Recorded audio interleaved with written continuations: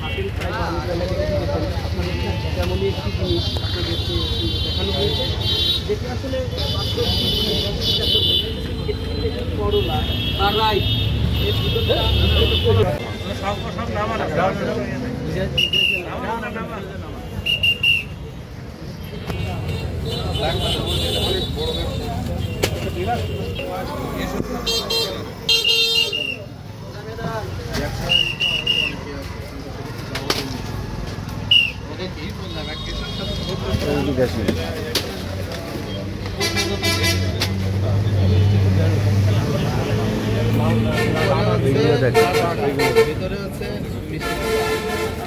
মিষ্টি কুমড়া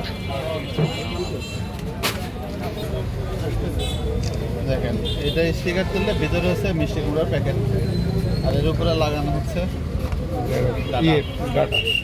ডাটা, মিষ্টি কুমড়ার মিষ্টি ডাটা। তা তো হবেই তো ওই রকমের। মিষ্টি কুমড়ার উপরে আপনারাই দেখতে পাচ্ছেন যে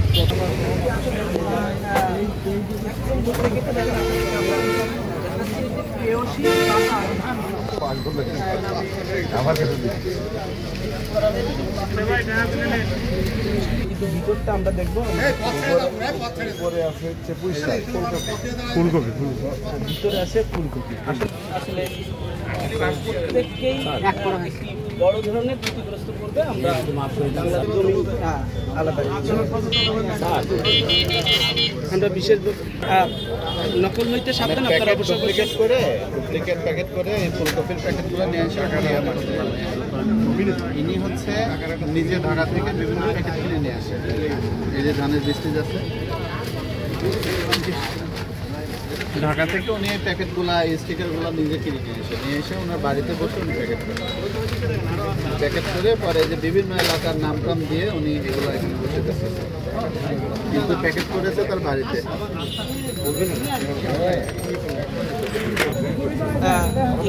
ঠিকানা দিয়ে করা, কিন্তু বাস্তবে সেটি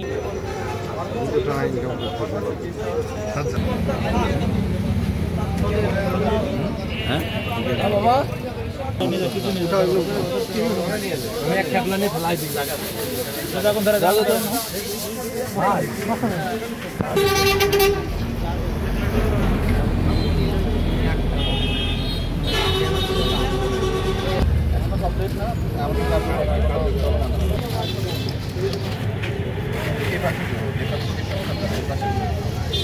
মোটরসাইকেল গাড়ি দিয়ে তোমার ভাই তো হাত লাগবে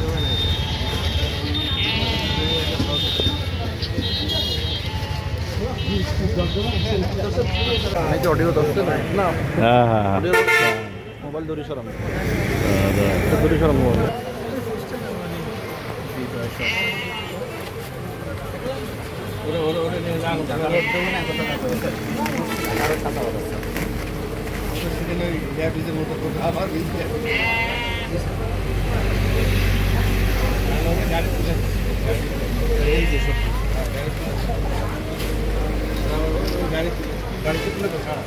তোমার বলেন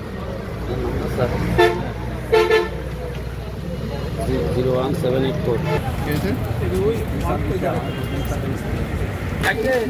আমি সব বাজারে বস্তায় বেরিয়ে আছে। একটা বস্তা করে আর একটা বস্তা করে আপনারা বস্তা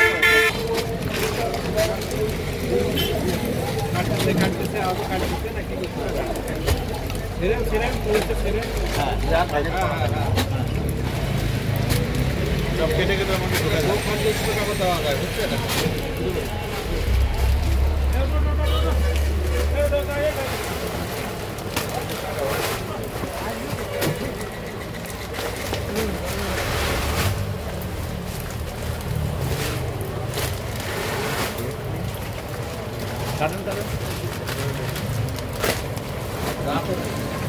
যে জাতের নাম লেখা জাতি দেয়, জাতি নেয় আছে স্বর্ণ এরকম। যে রিপন বীজ ভান্ডার আছে ভাই, পুলিশ ভাই একজন আছেন। রিপন বীজ ভান্ডারে আপনাদের যে অভিযানটি হয়েছে, এখানে কি ত্রুটি পেয়েছেন? এখানে আমরা অনেক আগে থেকে আসলে কিছু ইনফরমেশন ছিল যে এখানে বেশ কিছু নকল এবং অনেক বিক্রি হয়। তো আজকে এখানে এসে আমরা যেটা পেয়েছি যে তার এই প্রতিষ্ঠানে উনি ঢাকা থেকে বিভিন্ন বীজের প্যাকেট ঢাকা থেকে সংগ্রহ করেন। সেই সংগ্রহ করার প্যাকেটে উনি বাড়িতে বসে বিভিন্ন খোলা বাজারের বীজ কিনে উনি বাড়িতে বসে প্যাকেট করেন এবং সেই বীজগুলা বিভিন্ন এলাকার নাম ঠিকানা ব্যবহার করে উনি এই দোকানে বসে বিক্রি করেন। সেই সাথে কিছু প্রোডাক্ট পেয়েছি আজকে তার দোকানে, কিছু মেডিসিনের প্রোডাক্ট পেয়েছি এবং কিছু প্রোডাক্ট ছিল যেগুলো বেনামি বীজ, বেনামি প্রোডাক্ট। আসলে লেখা আছে ইন্ডিয়ান, কিন্তু ইম্পোর্টারের কোনো তথ্য নেই, যথাযথ তথ্য নেই।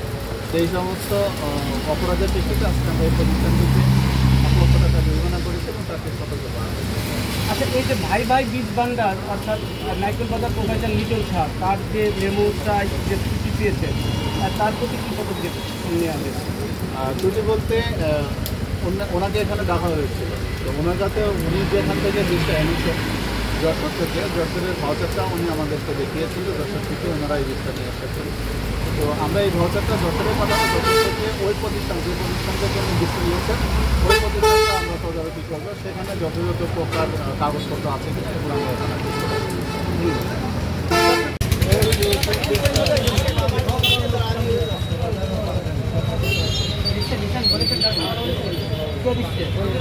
লিটন শাহের দোকানটা না করে এখানে না করে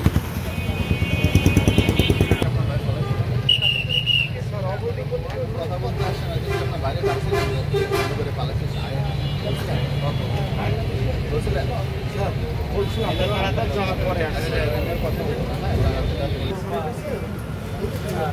নিম্নমানের যে বীজ এটি আসলে কৃষকের মধ্যে ছড়িয়ে না দিতে পারে, যাতে করে বাংলার কৃষক স্বাচ্ছন্দ্যে